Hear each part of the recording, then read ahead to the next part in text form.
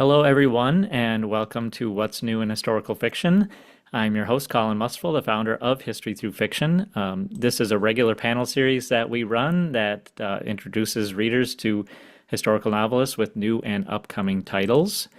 I'm so happy to have our three panelists. We originally had Tiffany Warren, author of A Harlem Wedding. She's not able to make it today, but we still have three really great panelists for you. Please say hello in the chat. Let us know where you're joining us from. Let us know what you're reading right now, anything like that. I will open up the mics here in a little bit. If you do have questions, you can post those in the chat at any time, and I'll ask our panelists those questions. I also want to let you know that I have a landing page with our panelists' books. So if you want to learn more about what they have written, you can access that on one landing page. Let me post that here just a second.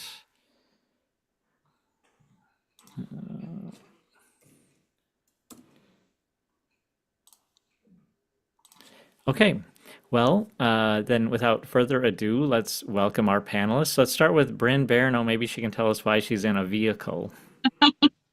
I can. Hey, Colin. I'm Brynn. I wrote Jungle of Ashes, and I am on my way back from a book event at the Pat Conroy Literary Center in Beaufort, South Carolina. And we got a flat tire on the road this morning, so it has delayed us. So I'm coming to you from That's How Much I Care. I told my husband we have to pull over, stop, and log on. So we are in Dublin, Georgia. I'm coming to you live from Dublin, Georgia. It's very hot down here. It's humid, but I am in a great mood because we had a great event last night at the Pat Conroy Literary Center.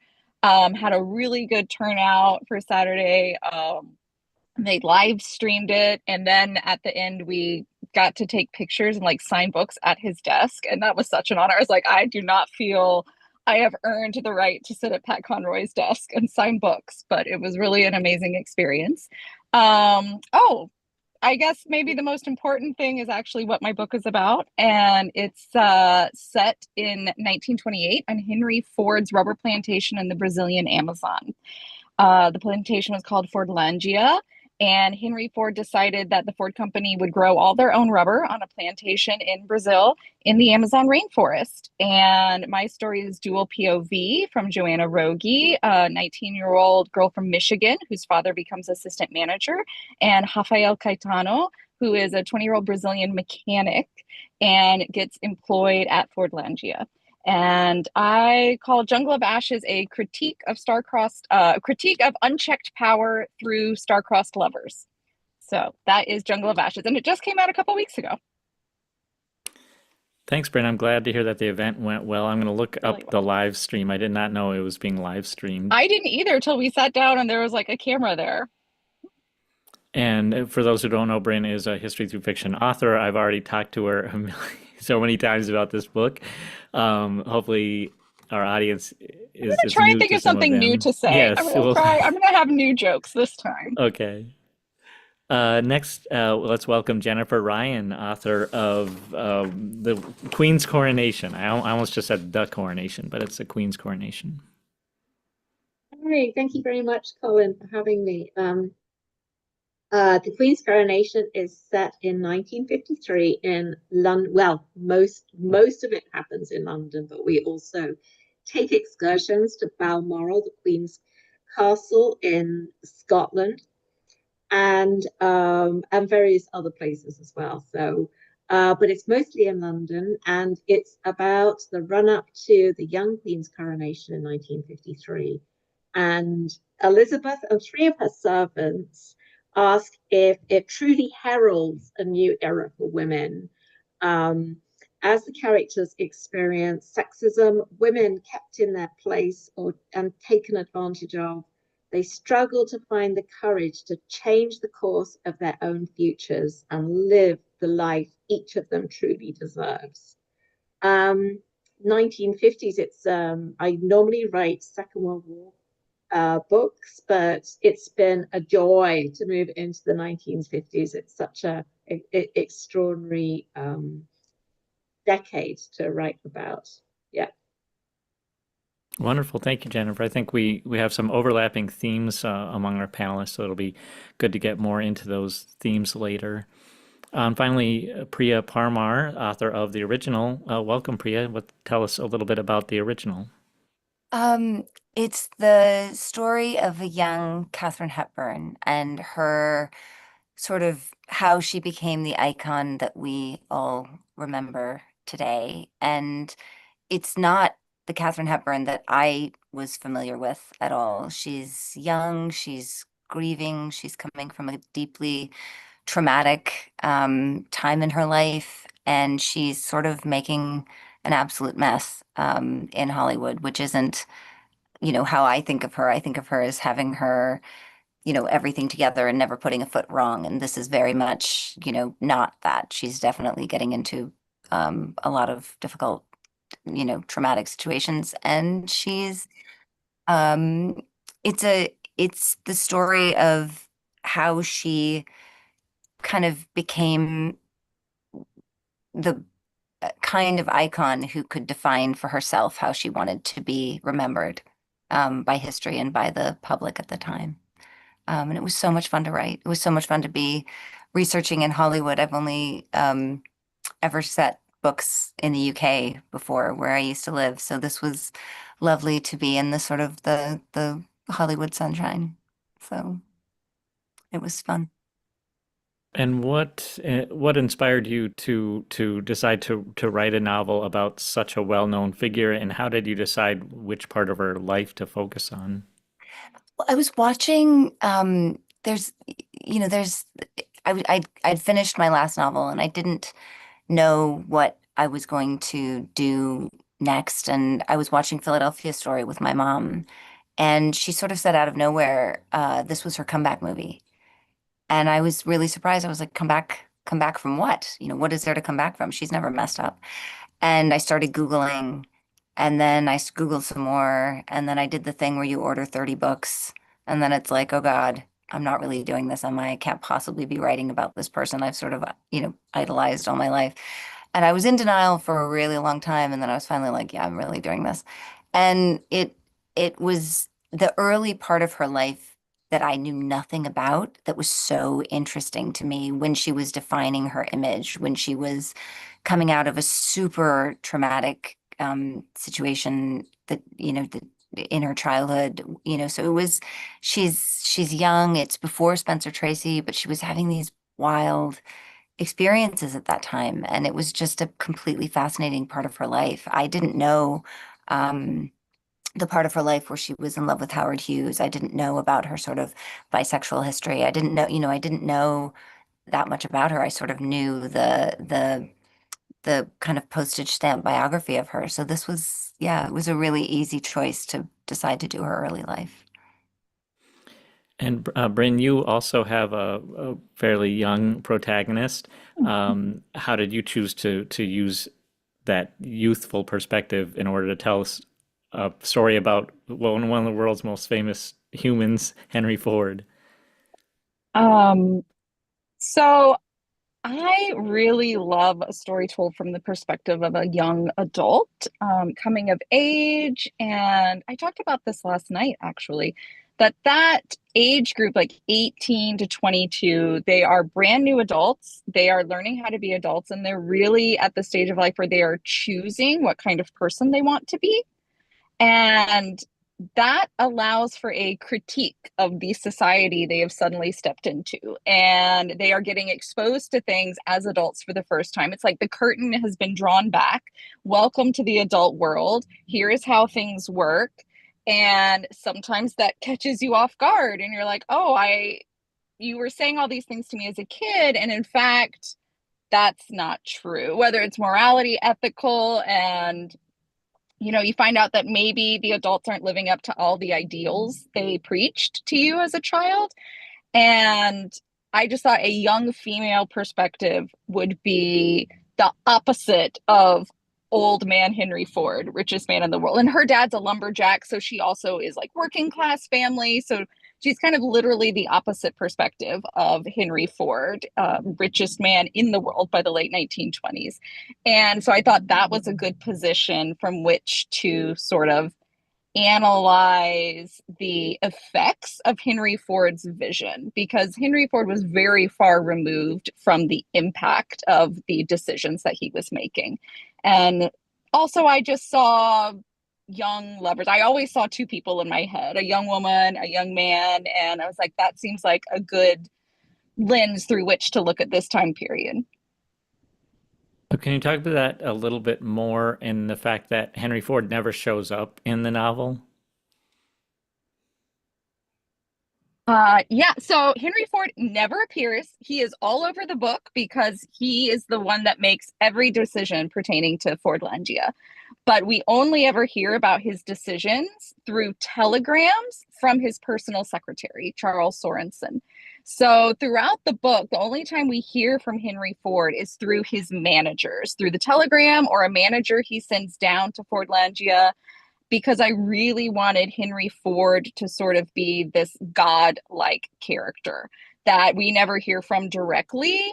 We just hear from his messengers, but this person has all the power. And I really, while writing, I had this thought, what if God was omnipotent but incompetent? And so Henry Ford had all of the power, he had all the money, all of the authority, but he did not have the information he needed to make the most effective decisions, or the decisions with the fewest number of long-term catastrophic consequences. Jennifer, how about your main characters? We have Caroline, Lucy, and Miranda, and you are telling a story related to Queen Elizabeth. How did you decide to use the perspective of these people who worked at the coronation rather than one of the royals, for instance?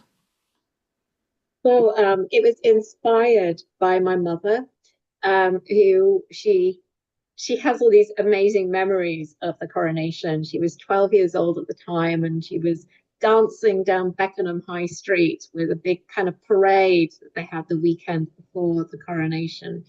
And then on the day itself, you know, she said it was just huge, absolutely massive. And she was so excited that there was going to be a young woman on the throne. You know, enough of these old men, she said, you know, or the prime minister at the time was Winston Churchill, you know, and all the kings that had come before, they had, you know, that there was a look about it, and suddenly the optics were changing in a really big way. Suddenly, one of the main people in charge of the country was a woman. And she said, and it was someone that she could relate to as well. You know, this was a young woman. She was only 25 when she acceded the throne, and then she was coronated when she was just turned 27. And she was young, she had small children, and she comes across even then as a very down-to-earth person that a lot of women could relate to. And so I love this idea about all this, expectation that and hope that women would have about, you know, changing the optics, changing this concept that you can't have a woman in charge and everything. And so I wanted the main characters to be normal people. I kind of really wanted to show that particular part of it, really. And also by having three characters they're all servants of the Queen. They all work in Buckingham Palace. And by having the three different voices, you kind of get a spectrum of what women were going through at the time, what they were up against. So yes, Caroline was not, I think I already, as I was thinking it, I was thinking, oh yes, one has to be her dresser. And I think that's because I'd already read the book by Angela Kelly that was about the Queen's dresser. And I knew that they had a personal connection with the Queen. And I thought, you know, this is a way that we can really show the Queen and see her conversing with various people while not actually being in her point of view. So so that was kind of an obvious one. So she's quite a senior in the servant pecking order there as well.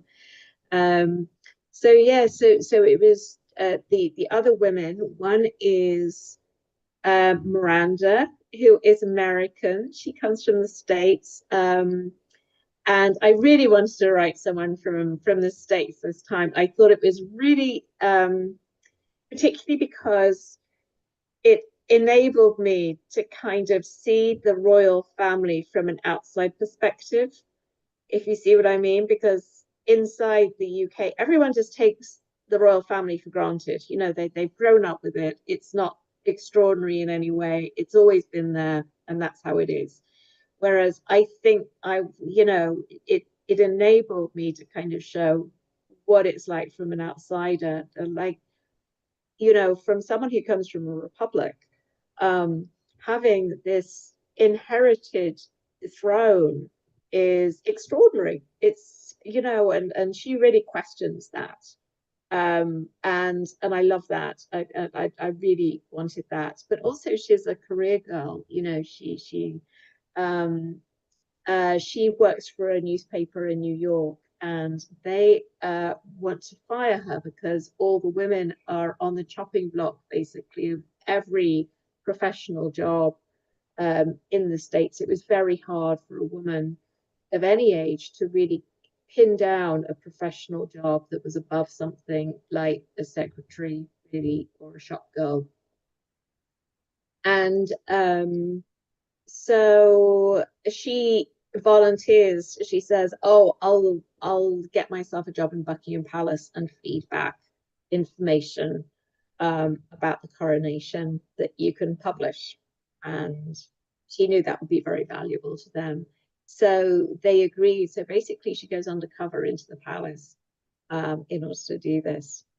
It was really fascinating when I was researching her, actually, was I initially had her down as being single, like she was dedicated to her career.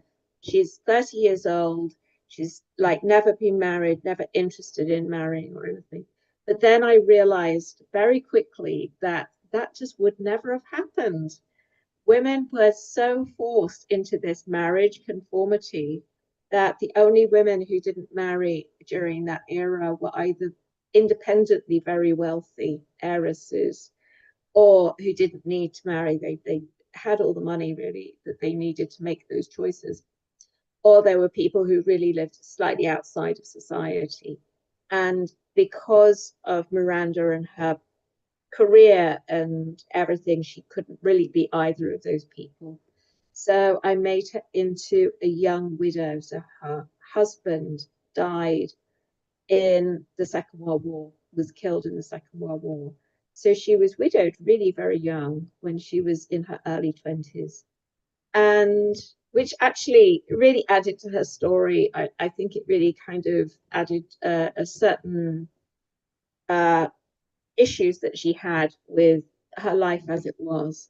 But I think that that really says it all to me about the era, was that you couldn't just be a career woman. That would just not, it was like it just wouldn't compute. That just would not have happened in the era. So the third character is Lucy, who's just this 18-year-old wannabe singer who comes to London to and she takes a job as a laundry maid to better her to pay the way so that she can become a singer. And she finds it very difficult in London, which is a lot more competitive, and obviously there's a lot of young women around all doing the same thing. Anyway, she befriends various men who help her out, and she needs to, we basically, it enabled me to really go into the um the ropier side, the seedier side of London during that era, and how men really did take advantage of women in in a lot of ways. I mean, personally, but also financially, and for their own financial gains. It's really it's a bit horrific. Maybe one of the less yeah, less palatable parts of the book. Yeah. Well, I can definitely see how having using all three of those characters gave you so many different angles and so many different perspectives to cover. So I think that's really ingenious way to show all those different elements. Let's go back to Priya. I want to what kind of what Jennifer was touching on there with women and what was available to them and what wasn't. You have Katharine Hepburn, who's a very headstrong, independent. Can you talk about how she had to fight those expectations in order to create her own way? She she did have to fight those expectations. Um it's interesting. She was someone who definitely had a strong sense of her own worth.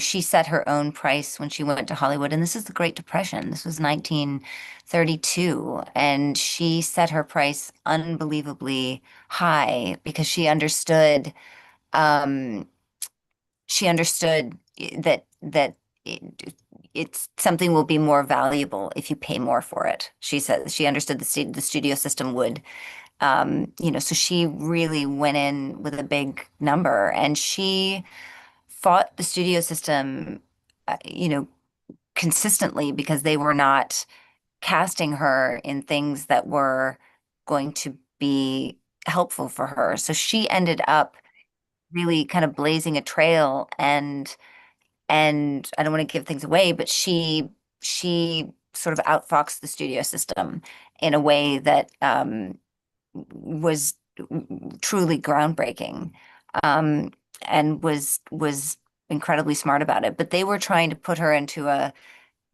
very small box that she did not want to be in. And she understood very quickly the kind of role that she needed to play to get back on top. And so she was very smart and she was very canny about it, but she also made some enormous, enormous mistakes. But she was fighting for control over her career, in a very formal system. The studio system was a very organized system of control over the stars, and it wasn't just, it was particularly bad for women, but men were also, um, often, you know, caught in the system and not finding their way out. And Cary Grant, who's another big character in the novel, he also, found his way out. So it was an interesting. It wasn't a section of history that I knew that much about, so the research was unbelievably fascinating. And I'm just a research fanatic, so it was great to spend time in all those archives. Well, maybe, excuse me, maybe you can continue down that road a little bit because we have a question from our audience who asks about getting access to any of the private family archives or even maybe interviews with family members, anything like that you were able to access. I wish I internet stalked the family. I tried to contact the family. I sent when you send notes and you cringe later, you're like, ah, but I DM'd, I tried to contact them. But they're very private, and they were not, wanting to communicate, and that's absolutely fine. But I did exhaustive research. I got hold of every bit of private correspondence I could. I went to her papers are were all donated, to different archives. So like all of her theater stuff is right here in the Billy Rose in New York. A lot of her stuff is at Kent State. A lot of her stuff is at the Kate Museum. And they actually worked with me and they helped me, the Kate Museum. So that was kind of as close as I could get, was extremely knowledgeable archivists and film historians and things like that. But I couldn't, the family itself, I did try, and I did go to her summer house, and I was standing on the lawn, and whoever owns the house now was really happy with me being there. So it was, I did try as hard as I could, but you can only, I was very lucky with my last novel, and Virginia Woolf's family and Vanessa Bell's family actually were hugely involved and helpful and wonderful, and ended up writing the afterword to my last novel. So this, I had hoped for that, but you don't always get that lucky. Well, it's never wrong to try, just ask, and it's great that you're able to have all those experts and archivists, and she's got her own museum, so She has her own museum. yeah. If you're interested in Katharine Hepburn, oh my goodness, the Kate is just amazing. It's amazing. Her dresses are, her bathtub, her all kinds of her stuff is there. I got to, sit at her desk. It was lovely. So. Bryn Henry Ford has his own museum. How much access did they give you? I went there recently. I saw nothing about Fordlandia. What will they, did they tell you anything about that history? Honestly, Colin, I didn't even directly reach out to them. I used all of their online resources, their digital catalog. I mean, you can get so much about Henry Ford through the internet. And also I knew the book was ultimately critical, and I was like, I don't know how helpful they'll want to be, because they are very much like uplifting the legacy of Henry Ford. And this book is very much asking the question, what is the human cost of empire? And human and environmental cost of empire. So most of my on the ground research was going to the Amazon myself. I've been to the Amazon. I read a lot of nonfiction specific about Fordlandia, specifically Greg Grandin's Fordlandia, The Rise and Fall of Henry Ford's Forgotten Jungle Empire. Highly recommend if you're looking for like the whole story, the nonfiction story of Fordlandia, Greg Grandin's Fordlandia. Highly, highly recommend. And of course, Dr. YouTube. There's drone footage of Fordlandia today, so I could get an idea of distances. Because one of very early feedback was, how far away is anything? I don't know how close. Like, are they walking a mile? Are they walking a half a mile? I have no idea where anything is. And I was like, oh, you want to? I guess I should put that detail in. Didn't you say that the Amazon is bigger than the continental United It's States? almost as big. Yeah, the whole Amazon River Basin, which is the whole ecosystem, is almost as big as the continental United States. Like that's how big that ecosystem is. And it spans multiple countries. Brazil has a majority of it. But you can break it down to like the Amazon rainforest, the Amazon River. You can do the Amazon Basin where it hits the Atlantic. But the whole Amazon River Basin ecosystem is massive, absolutely massive. So deciding in 1928 that you're going to build something in the middle of it, access, number one problem right there. Like it was very difficult to even access. So, but going back to the research aspect, I did not directly contact Henry Ford. I read a lot. There's so much material on Henry Ford. And also very specific bits of information I needed, like how to start a Model A car. There was a scene, I mean, one of my POVs, my male hero was a mechanic, and he takes a lot of pride, which was a new profession in the late 1920s because cars were relatively new. And he was going to start a car for the first time after repairing it. And I wanted to go through the whole process of starting a car. I have never ridden in a Model A. So again, Dr. YouTube, fortunately, there's lots of car people on YouTube. And more than one car enthusiast has posted their video of them walking through starting a Model A. And so in that one chapter, when Hoffa goes to start the Model A, you could use that as a blueprint if you ever need to drive a Model A in an emergency situation. It is accurate, and that is thanks to YouTube. That's incredible. Well, Jennifer, how about Buckingham Palace? How available, how open are they to accessing their archives? Studying here in the US, I would just go to the Library of Congress. I'm not familiar with what it's like there in the UK. What kind of access were you able to get? Well, there are tours. You can go on a public tour, but it doesn't, it shows you all of the the staterooms, really, which was really interesting and just great to see them for. I mean, it's just an extraordinary place. It's huge, absolutely massive.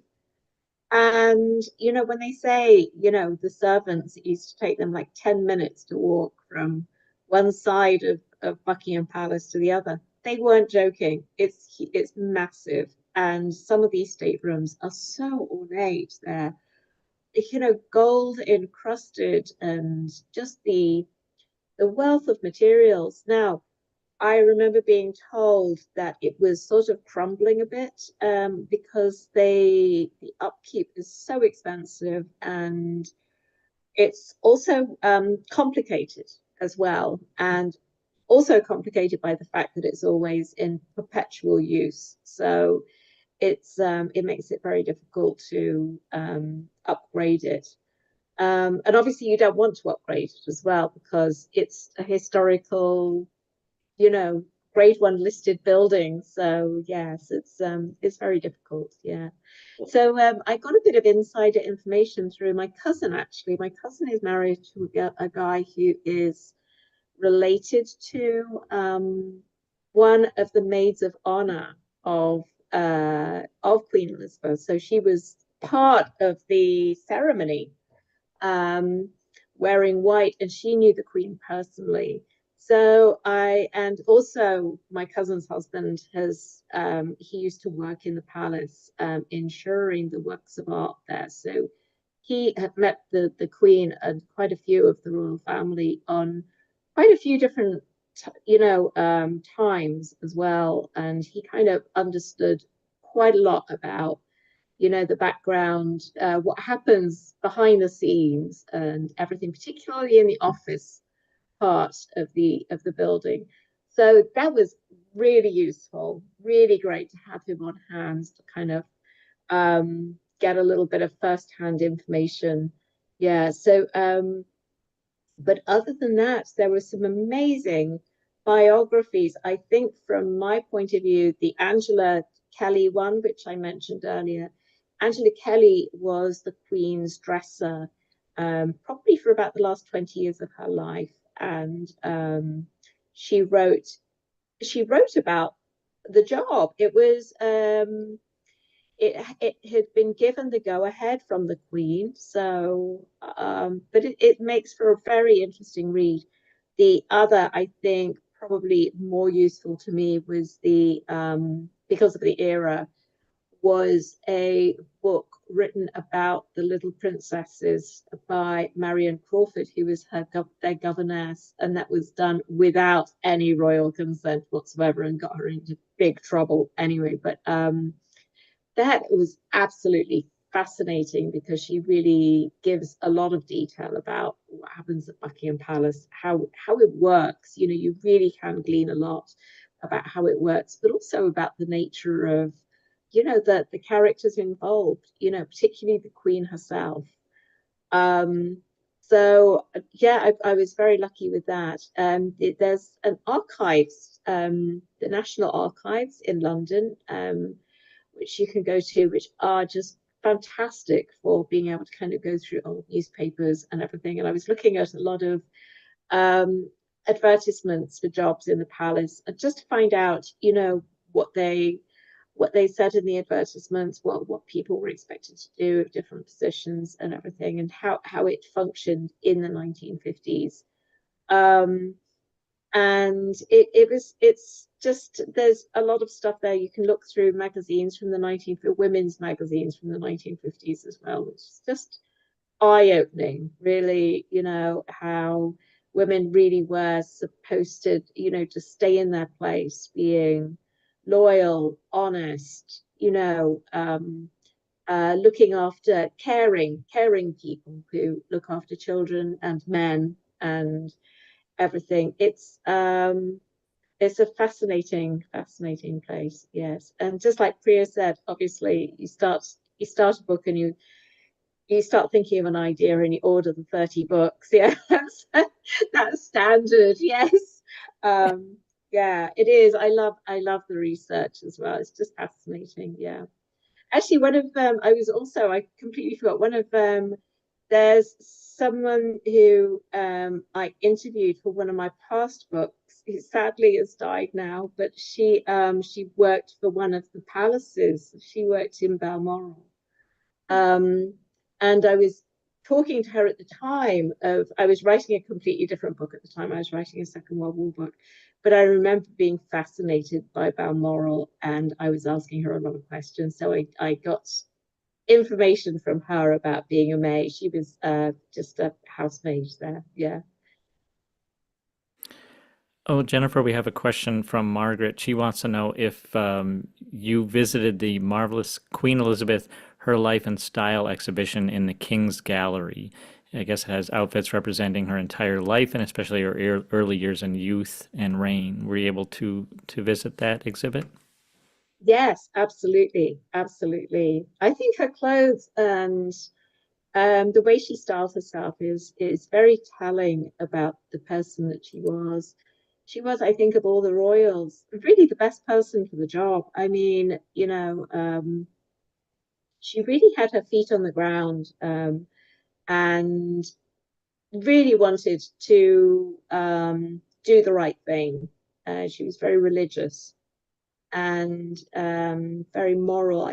And she really believed that it was important to, for every question, sit back, and rather than just going for her immediate response, was to sit back and actually think very hard about what was the right thing to do for the people, and also for the monarchy as well.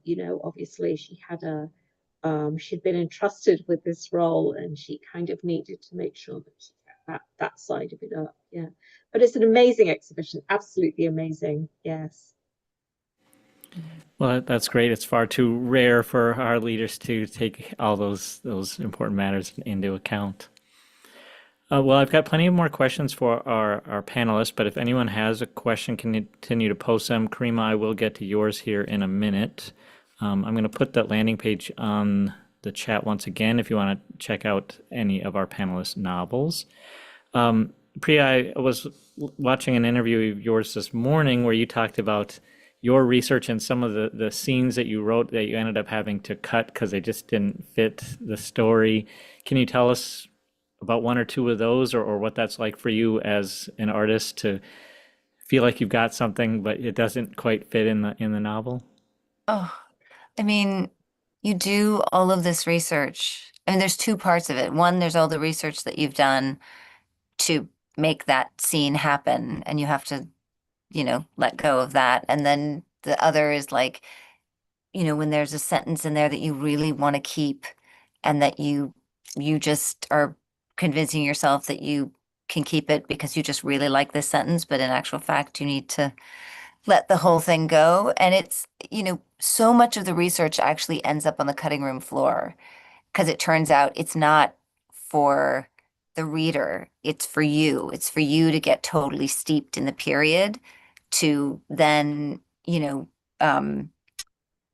be able to create this world. And I used to really, really stress out a lot about, you know, but I've done all this stuff. I've spent 6 months researching the price of this shoe. This shoe has to make it into the, something, small like that. And you would just really want to keep it. And then a friend of mine is a wonderful, historical fiction novelist. Her name is Philippa Gregory, and she was like, if it's important, it will rise to the top and you'll remember it. If it's not important, like just let it go. So don't stress so much about, things. If it doesn't rise to the top, if it's not meant to be there, it was just for you. It wasn't for the book. It was just for you.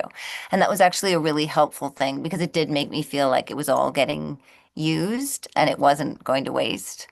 It's such a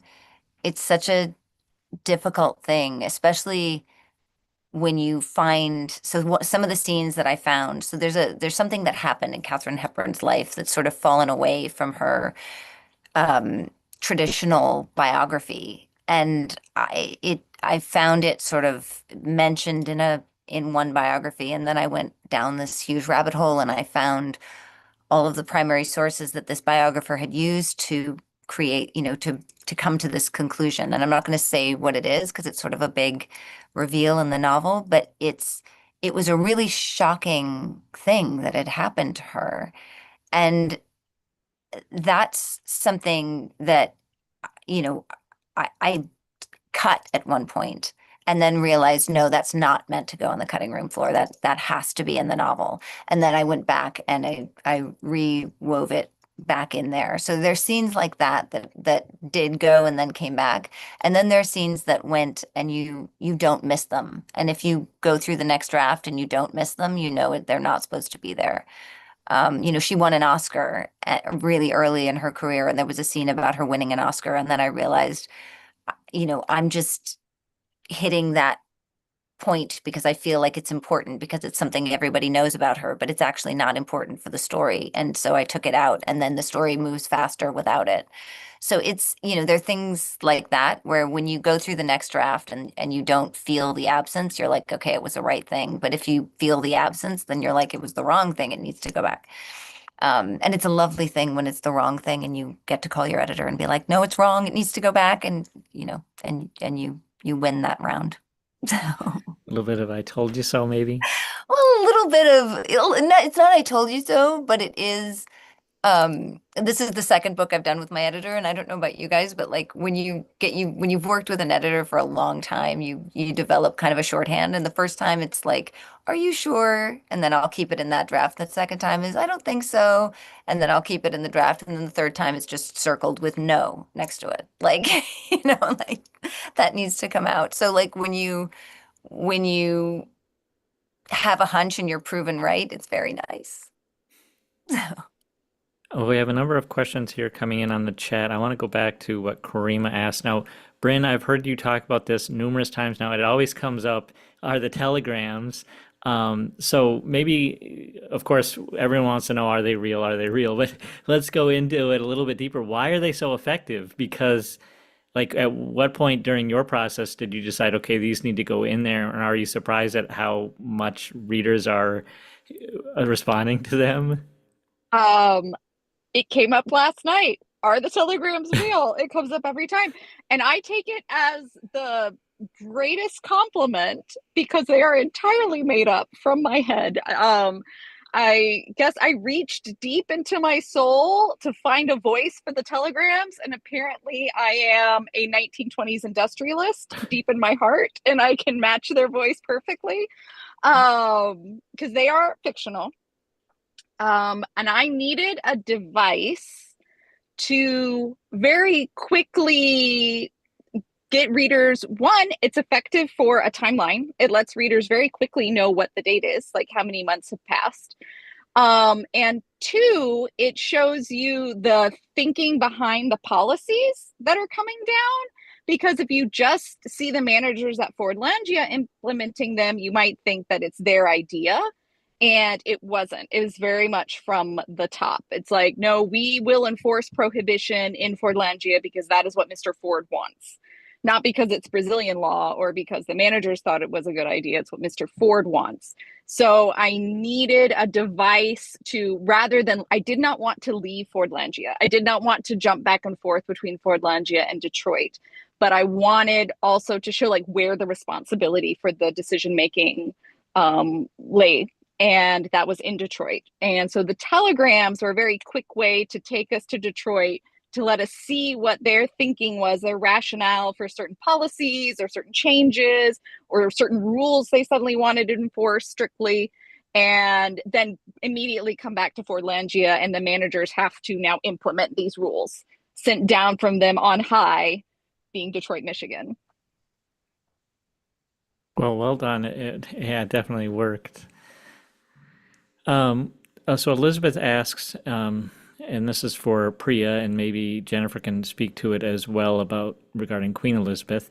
Can you talk about portraying young Hepburn and being accused of any kind of appropriation? What did you think when you were putting this story out there about someone who's so well known? Well, so it's very much a novel. And the way I think of it is kind of we know the chronology, we know what happened, but we don't know why things happened. That's the fiction, is all of that, those layers of sediment of the why, the moral kind of decision making, the emotional decision making, all of that. That's where the fiction lives. So I definitely always stress that it's fiction.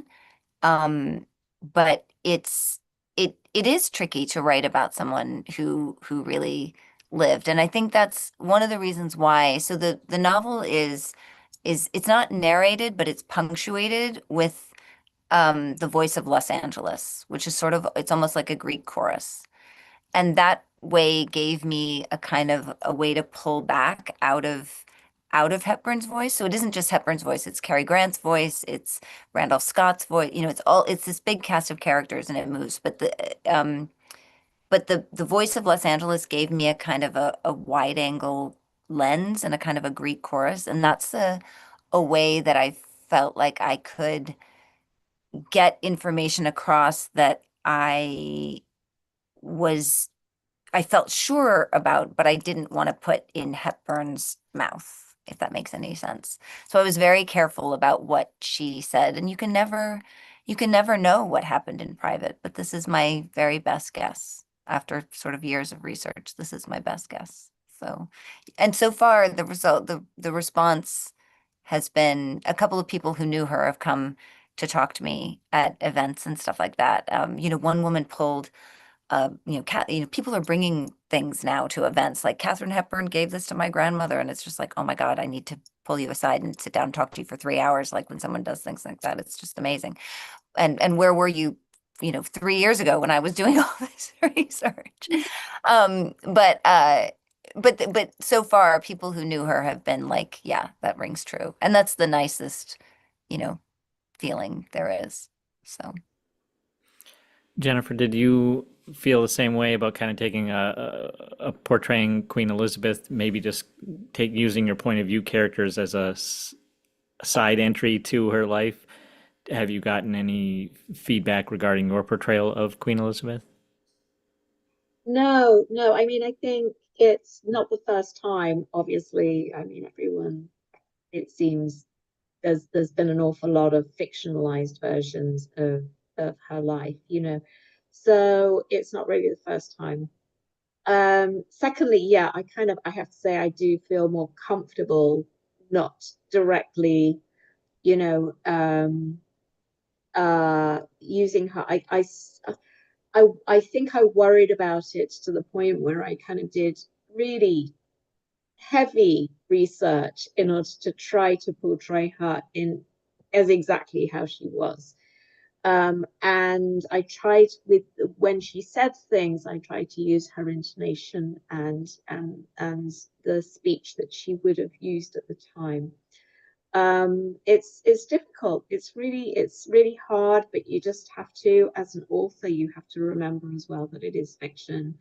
And yeah, and that's the best I can do. As I say, I did an awful lot of research in order to, I suppose, make sure that I got it right and that I could back myself up. Yeah.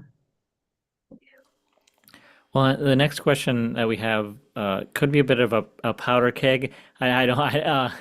It could be a very short answer. It could be a very long answer. But Mia asks about using AI in legitimate research, any kind of AI tools. It's kind of difficult, I think, for the four of us being of a certain age, and also, some of you started writing your books before these tools were available. Would anyone like to volunteer their thoughts on what tools, AI tools they use and where they draw the line on that? I don't use any at all. I worry that it will impact my writing and impact the genuineness Yeah. of the output. Yeah. So I don't even use it for research or anything. I steer clear of it. Yeah. Priya's nodding there as well. I, Yeah. I don't use it at all. I don't, Mm. I don't, am I muted? Did I mute it? No, Okay. no, we got you. Sorry. Okay. Yeah, I don't use it at all. I'm Okay. terrified of it. It's also Yeah. It's also, I mean, I know from friends, it's also apparently not correct. Yeah, Yeah. it So hallucinates things. I yeah. have not used it to write, and I did not use it for any of my books because it didn't exist when I started writing this. I could see using AI to give you a list of potential sources that you then go check. Like if you wanted to plug in to um, Claude, or Claude is a good one. Claude is probably the best because supposedly Claude also will not store your prompts and learn from them. You could say, I want to write about, I don't know, Albert Einstein. Where would be some good places to check for information? And Claude could give you potential sources that then you go to. But I would not ask Claude, what did Albert Einstein like to eat for breakfast?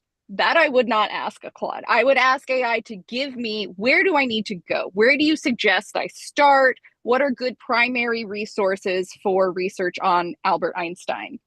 And then you could use that. And anytime, most AI agents, if you use them and they give you information, there will be a link to where they got that, where that bot, that AI got that information. So then you can use it to lead you back to the source that it was using and see if it's a legitimate source, see if it's accurate. So I have not, but I could see using AI help you get started with your research that you then have to go and do yourself. I guess I just am so, the way that I research is the way that I find the story. So the finding, the like the actual books and the finding and the writing in the books and the doing also I just but that's just me and that's just my process. And I'm sure it would be, and my stepkids, like they AI is just part of the way that they think now. It's like it's factored into their research process, and that's the way that they're going to do it. But for me, it's just my, like, literally finding the sources in the books and then going and finding that, like, that whole that architecture is such a part of how I find the story. I would worry I wouldn't be able to find my story if I did it any other way, and that just might be outdated. And also I just feel like, I mean, so I filed for the lawsuit because it scrubbed my book. It took both of your books too, right? Did it? Oh, I'm Did not famous enough for AI to have taken my books. didn't My take books aren't on there. Nope, I'm too Oh, small for okay, it. so it scrubbed my books and I'm in the lawsuit and all of the stuff, and so I'm sort of like I've got a little grudge against it. And it took all my friends, like it's just like it took everybody's books, and I'm just like that wasn't Well, I fair. think not all AI is the same. Like Yeah, Chat GPT is a different company than like Claude for sure. yeah. OpenAI, boo. I'm 100% across the board, so boo. Meta, boo. All the time, 100 every day, 365 days a year. But to me, like if you ask it for like ideas for sources, like where to get started, that to me doesn't seem that much different than a Google search. Like that to me is just like that Google could be. search I can see plus. that.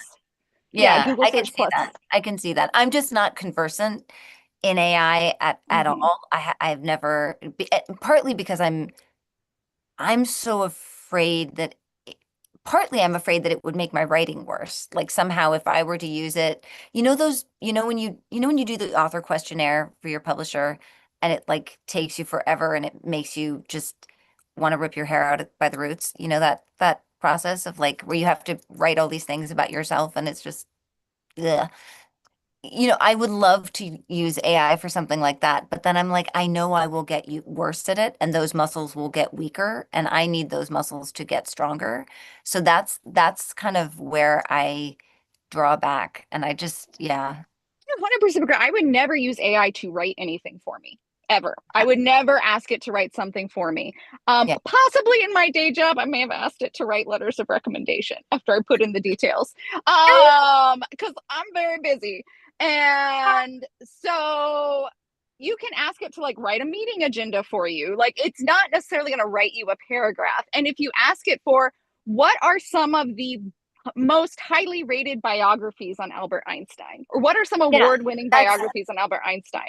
To me, that's you genuinely can helpful. use it. Yeah, you can use it as like I said, a Google search Yeah, just on steroids.